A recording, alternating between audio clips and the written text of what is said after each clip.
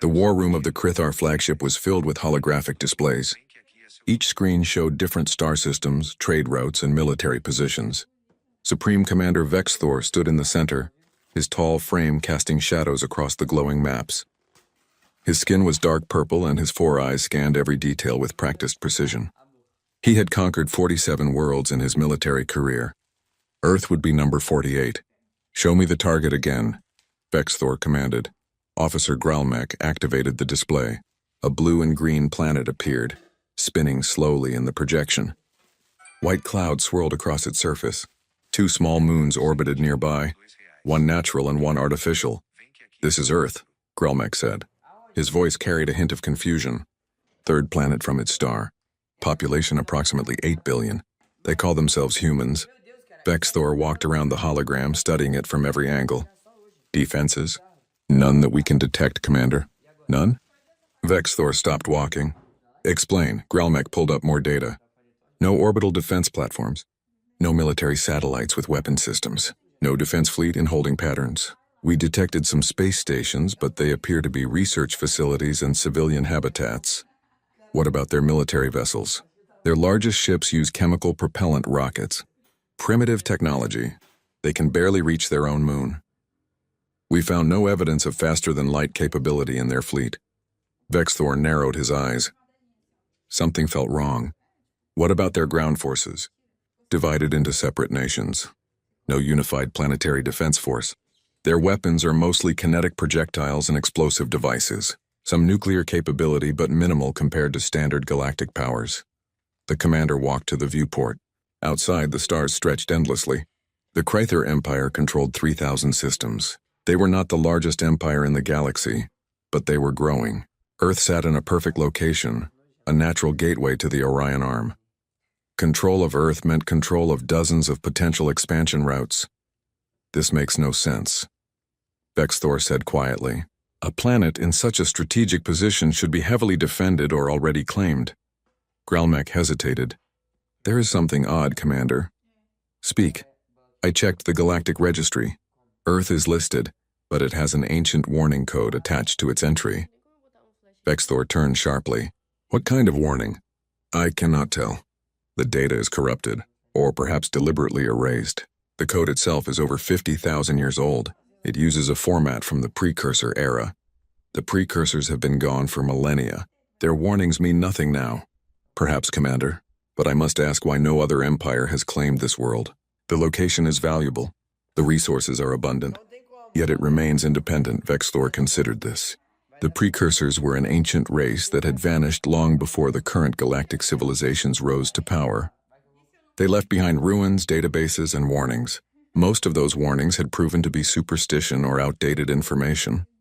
A few had been legitimate, but 50,000 years was a long time. Surely any real threat would have revealed itself by now.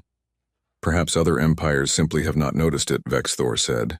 "Or perhaps they considered it too primitive to bother with. We will not make that mistake. Commander, I recommend caution. We should send a scout ship first. Gather more intelligence." "We have gathered enough intelligence. Earth is undefended. Its people are divided. This will be a simple operation." Vexthor activated the fleet communication system. "Prepare the invasion force. 200 warships.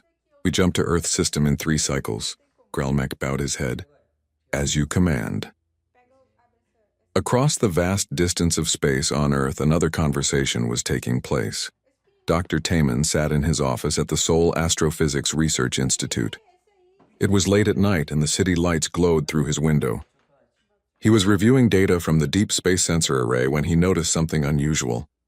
His colleague Dr. Hyejin was working at the desk beside him. "Hyejin, come look at this," Taman said. She rolled her chair over. "What did you find?" "Multiple gravitational distortions. Here, here, and here." He pointed at the screen. "They appeared 6 hours ago at the edge of our detection range." Hyejin leaned closer. "That pattern looks like faster-than-light engine signatures." "Yes, and they are heading toward our solar system." "How many?" Taman ran the calculations again. "At least 200 distinct signatures. Could be more." Hyejin sat back in her chair. Her expression was calm, but her fingers drummed on the armrest. "That is a military fleet. Should we alert the Defense Council?" "Immediately." Within an hour, the United Nations Defense Council was in emergency session. The meeting took place in a secure facility beneath Geneva. 30 representatives from nations around the world attended via secure holographic link. Ambassador Daeho from South Korea chaired the meeting. Ladies and gentlemen, Daeho began, we have detected an alien fleet approaching our solar system. Dr. Taman will brief you on the details. Taman appeared on the main screen. He explained the sensor readings, the fleet size, and the projected arrival time. They will reach Earth's orbit in approximately 8 days, he concluded. The room erupted in worried conversation. General Minho, the head of Earth's Unified Defense Force, raised his hand for silence. What are our options? Someone asked. We have several contingency plans, General Minho said. But first, we need to determine their intentions. They might be explorers. They might be traitors. We should not assume hostility. Ambassador Daeho nodded. I agree. We should attempt communication first, Dr. Hyejin. Can we send a message? Hyejin's face appeared on another screen. Yes, we can broadcast on multiple frequencies. If they are monitoring our system, they will receive it. Then prepare a message. Extend an invitation. Tell them we welcome peaceful contact. And if they are not peaceful? Another representative asked. General Minho smiled slightly. Then we implement Protocol 7. Several people in the room nodded. Others looked uncomfortable. Protocol 7 was not discussed openly. It was humanity's deepest secret. A plan developed over decades of preparation for this exact scenario. Let us hope it does not come to that, Daeho said. Prepare the message. 3 days later, Commander Vexthor received the human transmission. He listened to it with Gralmec in his private quarters. Greetings, travelers, the message said in perfectly translated Krithar language. We are the people of Earth. We have detected your fleet approaching our system. We extend an invitation to meet in peace. Please respond if you wish to establish diplomatic contact. Vexthor laughed. They think this is a diplomatic mission. They translated our language perfectly, Gralmec noted. That suggests advanced linguistic computers. Or they intercepted our communications and analyzed them. It does not matter. Send a response. Tell them we accept their invitation. We will meet them to discuss the terms of their surrender. Commander, they did not mention surrender. They will. The message was sent. On Earth, in the Seoul Research Institute, Dr. Taman and Dr. Hyejin received the response. They read it together in silence. They expect us to surrender, Hyejin said. Yes, Taman replied. Should we tell them the truth? Not yet. Let them come. Let them see Earth, let them meet us face to face, and then, Taman looked out the window at the city below. Millions of people went about their lives unaware of the fleet approaching from the stars. Then they will understand why no one attacks Earth. Hyejin nodded slowly. I hope you are right. So do I, Taman said quietly. So do I. The museum was called the War Memorial of Korea. General Minho led Commander Vexthor and his warriors through the entrance. The building was enormous with multiple floors and hundreds of exhibits. A museum dedicated to war? Vexthor asked. Yes, General Minho replied. This particular museum focuses on Korean military history. But every nation on Earth has similar institutions. Some have many. Why do you memorialize war? Most civilized species try to forget their violent past. Humans prefer to remember. We believe those who forget history are doomed to repeat it. They entered the first gallery. Ancient weapons filled glass cases. Stone axes, bronze swords, iron spears, bows and arrows. Each was labeled with dates and descriptions. Dr. Hyejin walked beside Vexthor, explaining the exhibits. These are from our earliest periods. Humans have been making weapons for over 2 million years. Gralmec was examining a display of medieval armor. 2 million years? That seems excessive. We are a creative species, Hyejin said. When it comes to warfare, we are particularly innovative. They moved through the galleries. Each era showed new weapons, crossbows, cannons, rifles, machine, guns, tanks, fighter aircraft, missiles. The progression was rapid and relentless, Vex. Thor stopped at a display showing something called a nuclear weapon. The description explained its power. A single bomb that could destroy an entire city. You created weapons that could destroy your own civilization? He asked. Yes, General Minho said. We built thousands of them. At one point, we had enough nuclear weapons to destroy all life on Earth many times over. That is insane. Yes, it was. Fortunately, we learned from that mistake. We reduced our nuclear arsenal significantly. But we kept the knowledge. We know how to build them if we need to. Gralmec was studying a wall covered in information. Commander, you should see this. Vexthor joined him. The wall listed major human conflicts throughout history. The numbers were staggering. According to this, humans have fought over 14,000 wars in recorded history. Gralmec said quietly. 14,000? Vexthor read the display again. This cannot be accurate. It is accurate, Dr. Taman said, joining them. And that is only counting major conflicts. If we include smaller battles, raids, and skirmishes, the number is much higher. Your species has been fighting for its entire existence. Not our entire existence. But most of it, yes. Humans are very good at fighting. We have had a lot of practice. They continued through the museum. One exhibit showed battlefield tactics from different eras. Another showed communication systems used in warfare. A third demonstrated camouflage and deception techniques. Vexthor noticed something troubling. Each display showed innovation, adaptation. Humans did not just fight. They learned from every battle. They studied their enemies. They improved their methods constantly. Commander, Gralmec whispered, look at this. Another wall showed famous military strategists. Humans from different time periods and cultures. Each had developed unique approaches to warfare.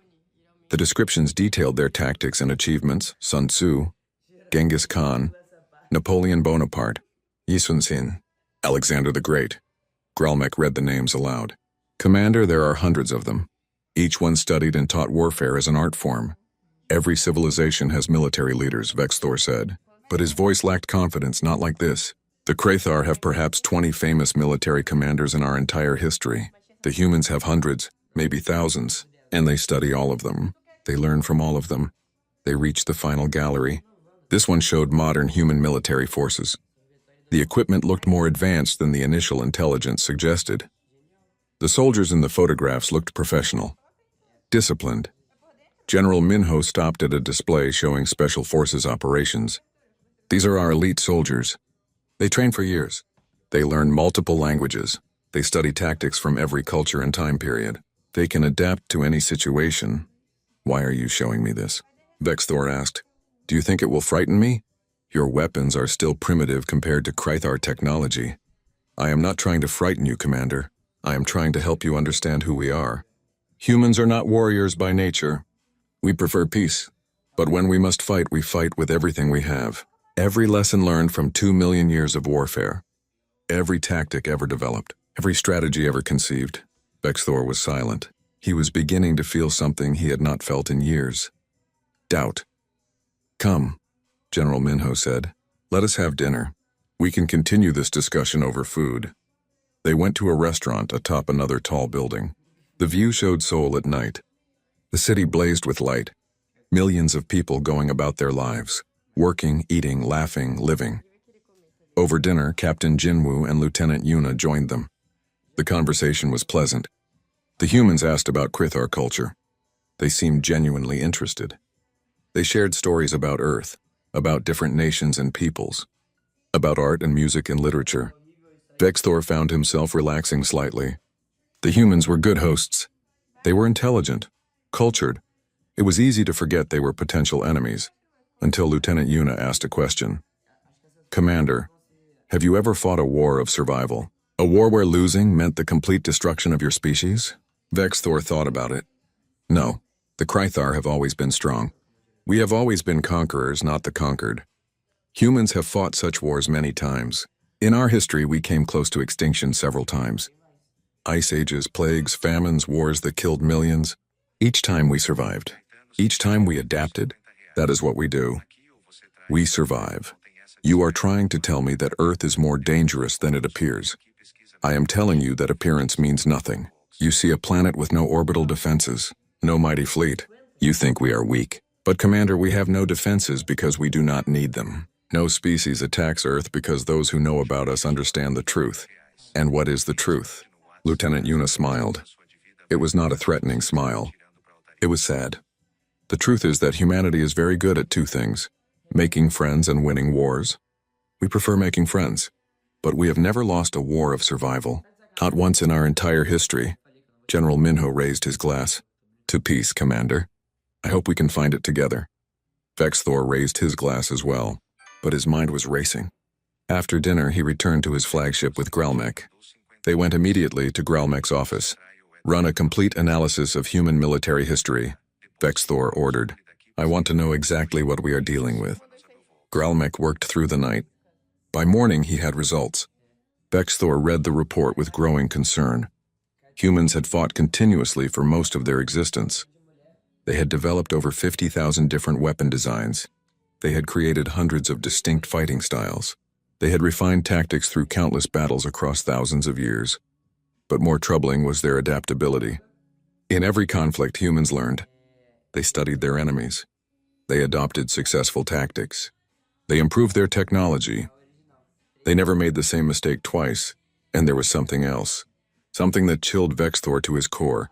"Gralmech, this section about human psychology. Explain it." "Commander, human brains are wired for pattern recognition and problem solving. When they encounter a challenge, their minds automatically begin analyzing it, breaking it down, finding weaknesses. This is true for every human, not just their soldiers." "What are you saying?" "I am saying that every human we have met, every person on that planet is unconsciously analyzing us. Our ships, our weapons, our tactics, our weaknesses. They cannot help it. It is how their brains work." Vexthor sat down heavily. "How many humans are on Earth?" 8 billion. 8 billion minds, all analyzing us, all looking for weaknesses." "Yes, Commander." Vexthor was silent for a long time. Finally, he spoke. "Tomorrow, General Minho offered to show us a military demonstration. I accepted. I want to see their soldiers in action. Is that wise, Commander? We need to know what we are dealing with. If we are going to conquer this planet, I need to understand their true capabilities. And if their capabilities are greater than we thought." Vexthor did not answer. He was staring out at Earth, the blue planet turning slowly below. It looked so peaceful, so vulnerable, but he was beginning to suspect it was neither. 8 days later, the Krythor fleet emerged from faster-than-light travel at the edge of Earth's solar system. 200 warships arranged themselves in a standard invasion formation. Each vessel bristled with weapons. Their shields glowed with barely contained energy. Commander Vexthor stood on the bridge of his flagship, watching Earth grow larger on the view screen. The blue planet looked peaceful, beautiful even, but he had learned long ago not to trust appearances. "Status report," he ordered. "All ships in position, Commander," Gralmech replied. "Weapons charged and ready. Still no sign of defensive systems. Any response from the planet?" "Yes, Commander. They are sending escort vessels to guide us to a meeting location." "Escort vessels?" Vexthor raised an eyebrow. "Show me." The screen changed. 3 small spacecraft appeared, approaching the fleet. They were sleek and simple in design. No visible weapons. No heavy armor. They looked like civilian transport ships. "Are those their military vessels?" Vexthor asked. "Unclear, Commander. They match the design of their research stations. Perhaps they truly believe this is a peaceful meeting." Vexthor considered ordering his ships to fire. One blast would destroy all 3 vessels. It would send a clear message. But something stopped him. Curiosity, perhaps, or the nagging feeling that something was not right about this entire situation. "Accept their escort," he said finally, "but keep all weapons ready. If this is a trap, I want to be prepared." The 3 human ships led the massive alien fleet toward a space station orbiting Earth. The station was called Unity Station, according to the transmissions. It was a modest structure, clearly designed for scientific research and diplomacy, not military operations. Vexthor selected 20 warriors to accompany him. They would beam aboard the station armed and armored. If the humans tried anything, his soldiers would cut through them like paper. The transport beam activated. Light surrounded Vexthor and his warriors. A moment later, they materialized in a large docking bay. The first thing Vexthor noticed was the temperature. Cool and comfortable. The air was clean, filled with oxygen and nitrogen, very similar to Krythor atmospheric preferences. The second thing he noticed was the welcoming committee. 5 humans stood waiting. They wore simple clothes, not armor or military uniforms. 2 men and 3 women, if Vexthor understood human biology correctly. They were small, barely reaching his chest in height. They looked fragile, weak. One of the men stepped forward. He had gray hair and kind eyes. He smiled warmly. "Welcome to Unity Station," the man said in perfect Krythor language. I am Ambassador Deho. These are my colleagues, General Minho, Captain Jinwoo, Lieutenant Yuna, Dr. Taemin, and Dr. Hyejin. We are honored by your visit. Vex Thor studied them. The one called General Minho wore a military uniform, but it was ceremonial, not combat gear. The two called Captain Jinwoo and Lieutenant Yuna also wore uniforms, but they carried no weapons. The two scientists wore civilian clothes. I am Supreme Commander Vex Thor of the Krather Empire, he replied. I am here to accept your surrender. The humans looked at each other. Then Ambassador Deho smiled again. That smile bothered Vex Thor. It was not the smile of someone facing conquest. It was the smile of someone who knew something he did not. Perhaps we should discuss this more comfortably, Deho said. We have prepared a meeting room and refreshments if you are interested. I am not here to eat your food. I am here to claim this planet for the Krather Empire. I understand, but surely we can talk first? You have come such a long way. The least we can do is show you proper hospitality, Gralmec whispered to Vex Thor. Commander, I recommend we hear them out. We can learn about their civilization. Understand their weaknesses. Vex Thor nodded. Very well. Lead the way. The meeting room was simple but elegant. A large table dominated the center. Windows showed Earth rotating below, the continents clearly visible. Vex Thor recognized the shapes from the intelligence reports. Asia, Europe, Africa, the Americas. They sat down. The humans on one side, the Krather on the other. Ambassador Deho folded his hands on the table. Commander Vex Thor, before we discuss terms, may I ask why you wish to conquer Earth? Your planet occupies a strategic location. The Krather Empire requires this system for expansion. I see. And you believe we cannot defend ourselves? Your defenses are minimal. Your technology is primitive. Resistance would be futile and costly in lives. I am offering you the chance to surrender peacefully.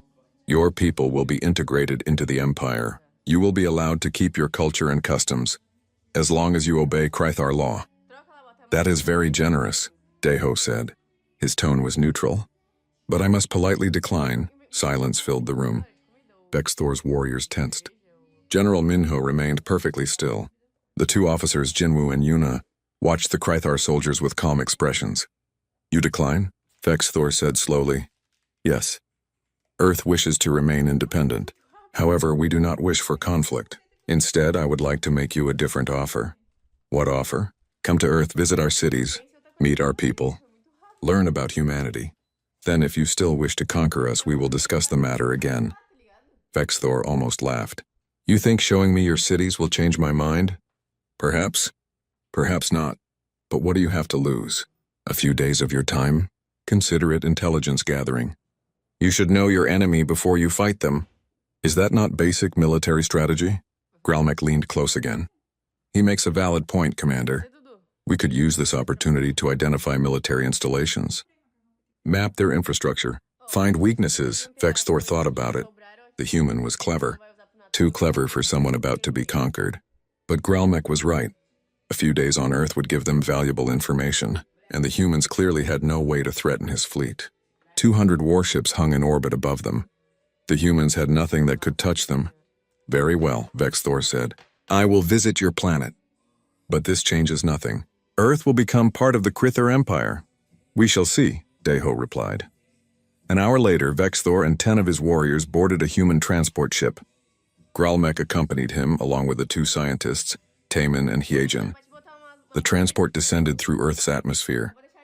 Vex Thor watched through the window as they dropped through the clouds. Cities appeared below, massive sprawling metropolises connected by roads and railways. Lights glowed everywhere, even in the daytime. The planet was heavily populated and developed. Where are you taking us? Vex Thor asked.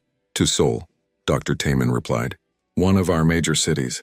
Population of approximately 10 million in the city proper, 25 million in the greater metropolitan area.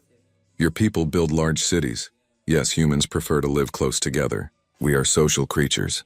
The transport landed on a platform atop a tall building. They exited onto a viewing deck. Vex Thor stepped forward and looked out over the city. Seoul stretched as far as he could see. Towers of glass and steel reached toward the sky. Streets flowed with vehicles. Parks and gardens provided green spaces among the buildings.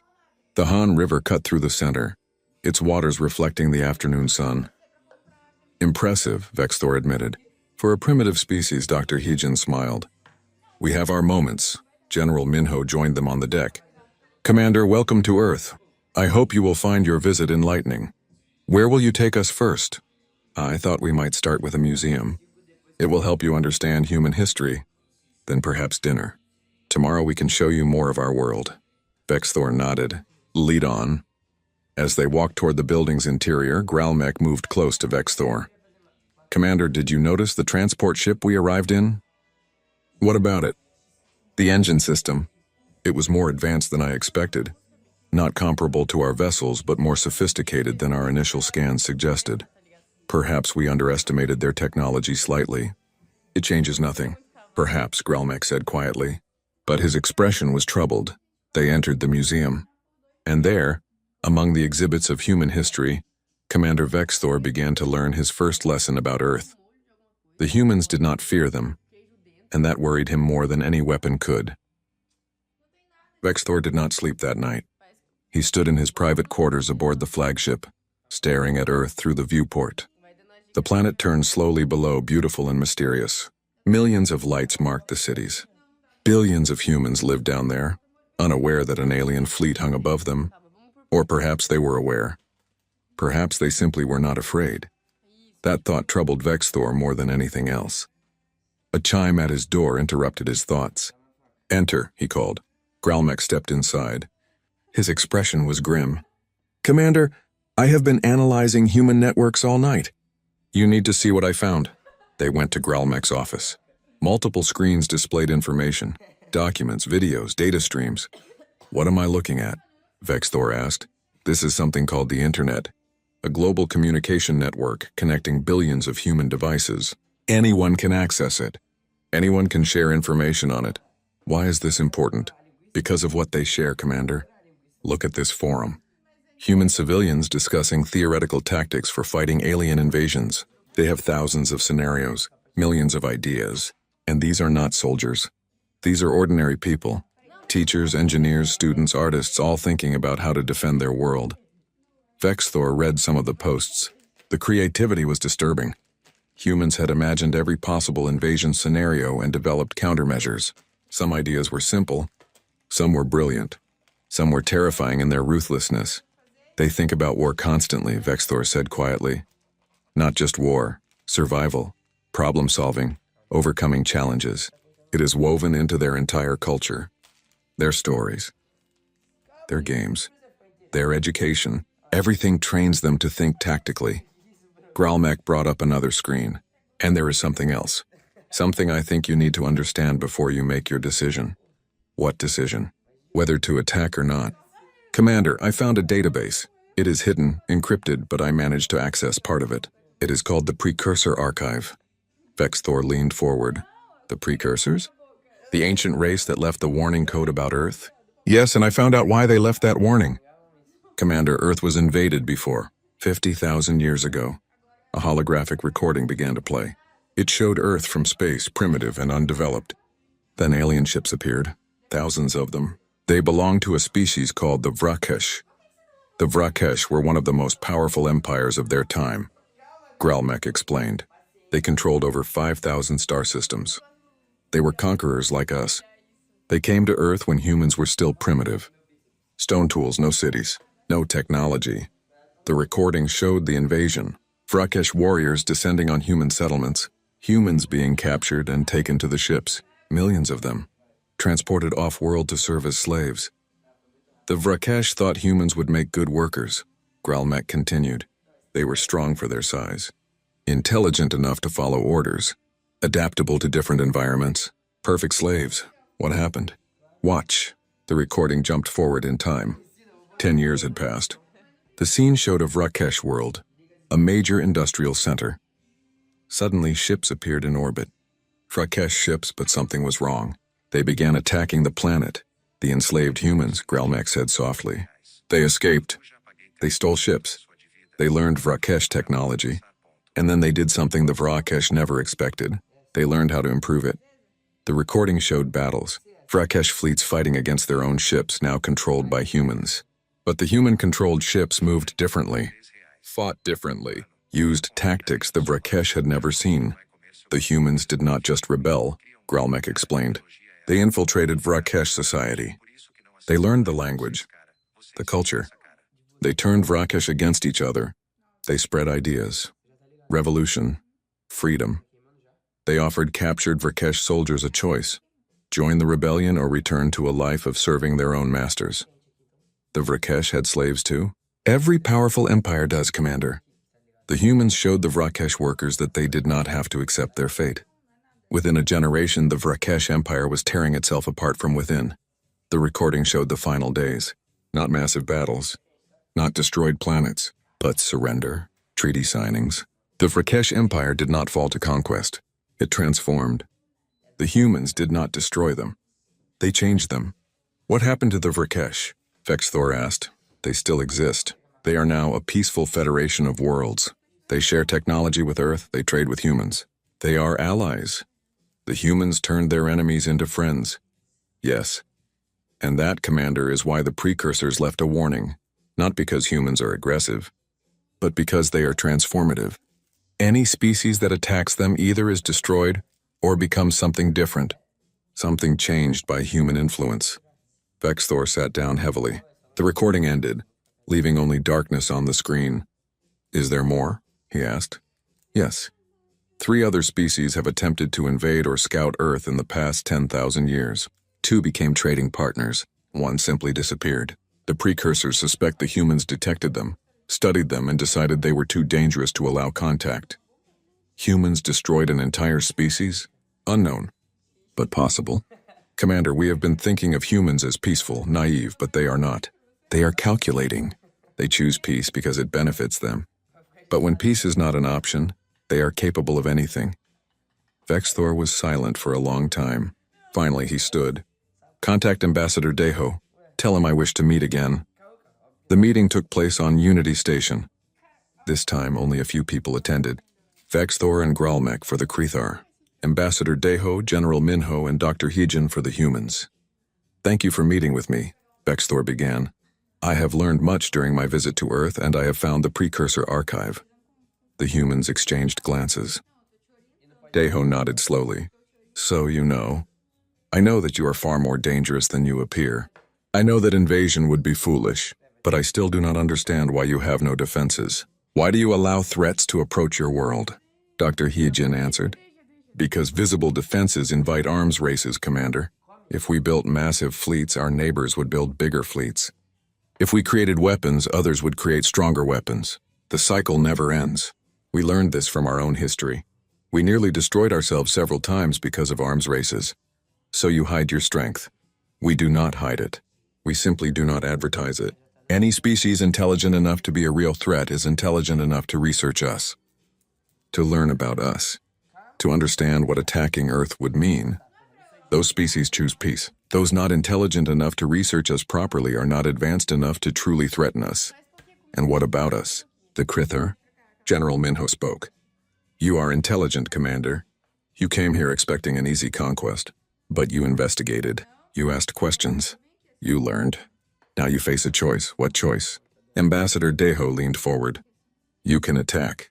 Your fleet is powerful. You might even succeed in occupying Earth, though I doubt it. But even if you did, what would you gain?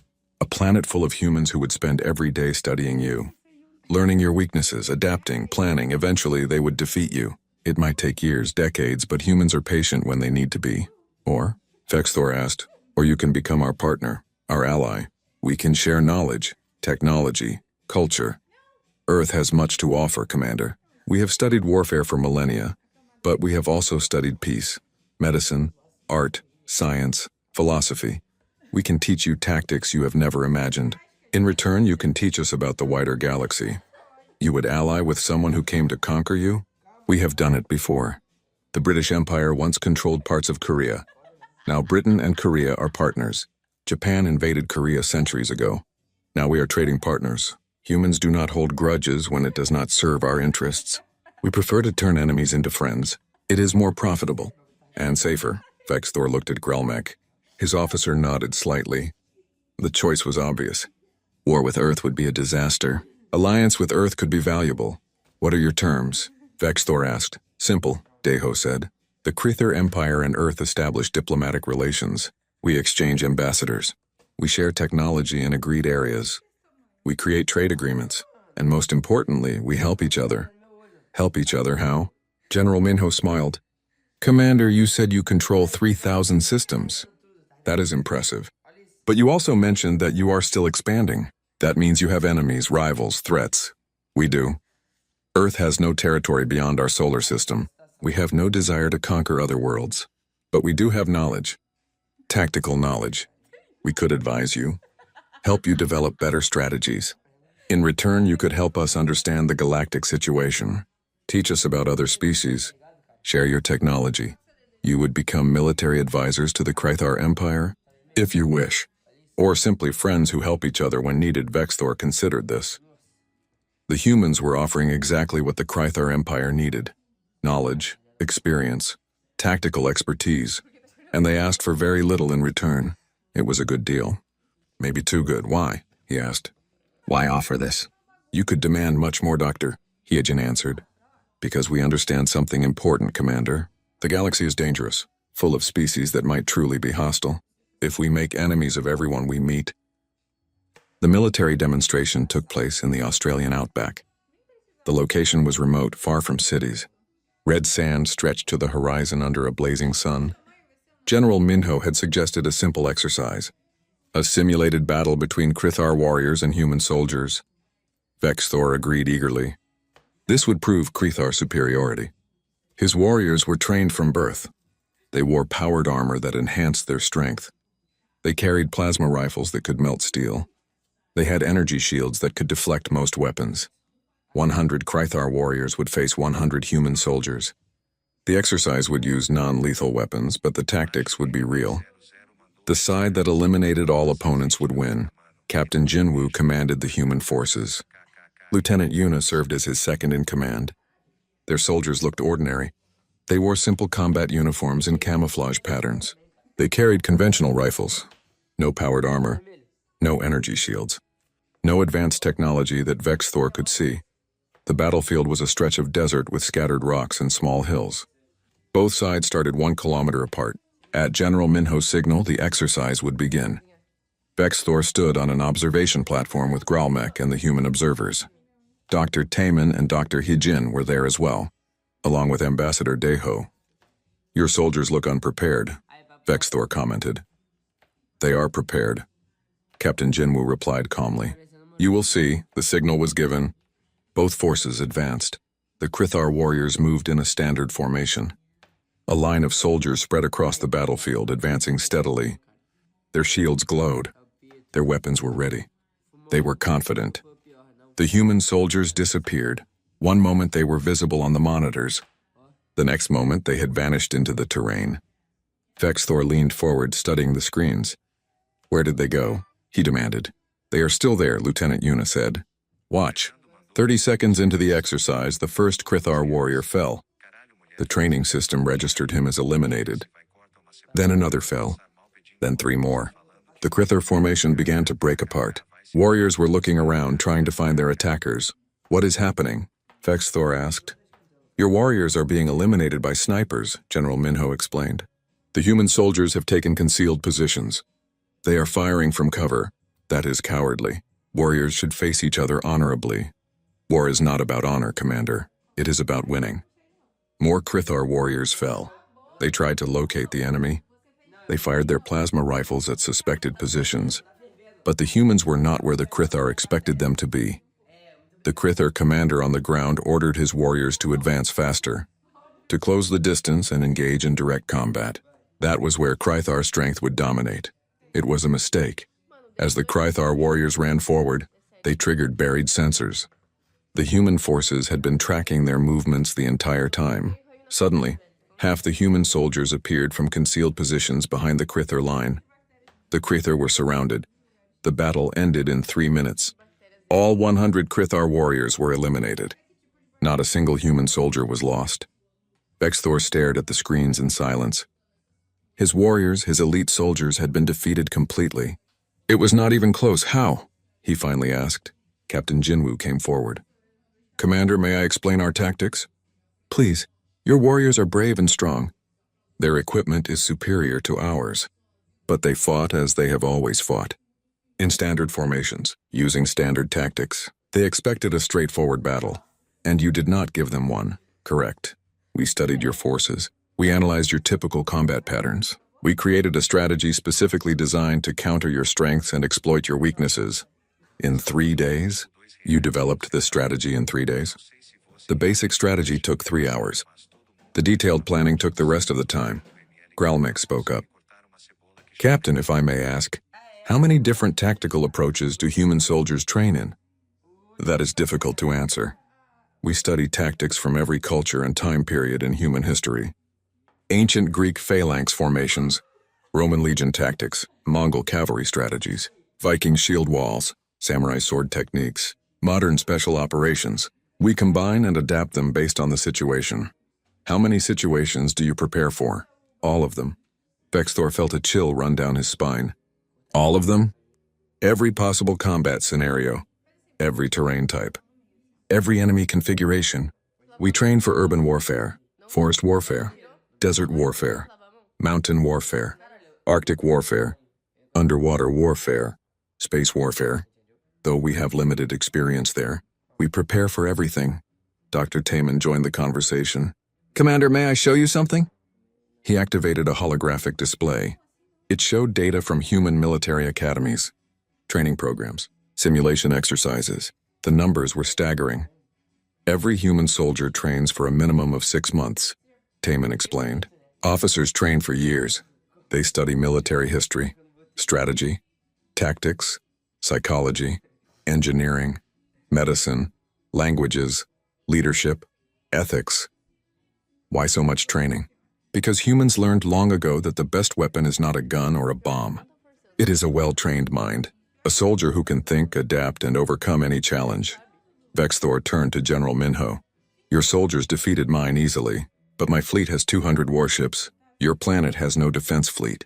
How would you stop us if we decided to attack? May I show you something, Commander? General Minho asked. They moved to a different section of the observation center. General Minho activated a large screen. It showed Vexthor's fleet in orbit around Earth. This is your fleet, Minho said. 200 warships. Very impressive.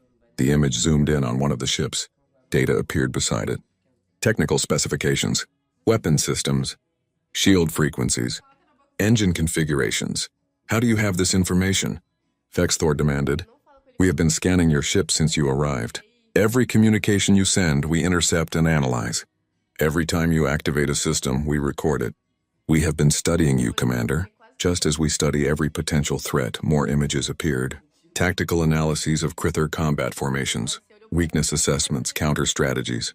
We know how your ships fight, Minho continued. We know your standard attack patterns, your defensive protocols, your communication systems. If we needed to fight you, we would know exactly how to do it. But you have no fleet. How would you fight? Dr. Hygen spoke. Commander, you are thinking like a Krythar. You assume warfare requires matching technology and direct confrontation. Humans think differently. She brought up historical examples. The image showed a massive military force facing a smaller group of fighters. Throughout our history, humans have defeated larger, better-equipped forces many times. We use terrain. We use deception. We use unconventional tactics. We turn our enemy's strengths into weaknesses. We are in orbit.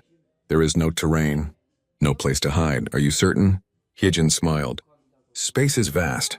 Your ships create heat signatures, exhaust trails, electromagnetic emissions. A small ship with minimal emissions could approach undetected. A single person in a stealth suit could board your vessel. Human commandos could sabotage your ships from within. Our security would stop them. Would it? How many of your warriors could defeat a human soldier in close combat? Now that you have seen what we can do. Vexthor had no answer. Ambassador Deho stepped forward. Commander, we are not trying to threaten you. We are trying to help you understand. Earth does not have massive defenses because we learned something important. The best defense is to never appear threatening. To seem weak when you are strong. To seem simple when you are complex. You are saying Earth is a trap. Earth is a civilization that has survived everything the universe has thrown at us. Ice ages, asteroids, plagues, wars that nearly destroyed us. We survived because we adapted. We learned. We became very, very good at survival. Vex Thor looked at the screen showing his fleet, at the tactical analyses, at the calm faces of the humans around him. He understood now. Earth was not undefended. Earth was the most defended planet he had ever encountered. Its defense was not walls or weapons or fleets. Its defense was 8 billion minds all trained by history to survive, to adapt, to overcome. I need to return to my ship, Vex Thor said quietly. I need to think. Of course, Commander, Deho said. We will provide transport. Take all the time you need. As Vex Thor left with Gralmech, the two Krythar officers were silent. Finally, Gralmech spoke. Commander, I recommend we withdraw. This planet is too dangerous. I am beginning to agree with you. There is something else. I accessed their information networks. The humans have databases filled with tactical analyses of every known spacefaring species, including us. They have been preparing for first contact for decades. They expected us. They expected someone. And they are ready. Vex Thor looked back at Earth, the blue planet that seemed so peaceful, so vulnerable. It was neither. It was the most dangerous world he had ever encountered, and he had not even seen its full capabilities yet.